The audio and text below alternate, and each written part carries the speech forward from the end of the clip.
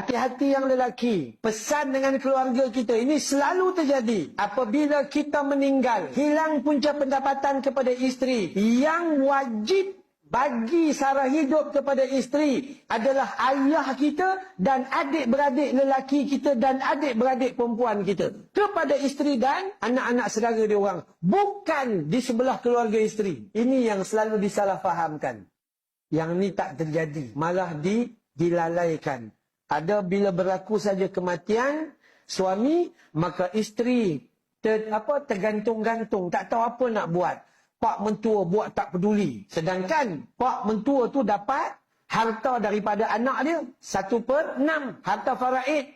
Anak yang meninggal tu pak dia dapat, mak dia dapat 1/6. Isteri cuma dapat 1/8 saja. Ini penting. Jadi isteri kena tuntut hak dia. Kena belajar tentang hak di dalam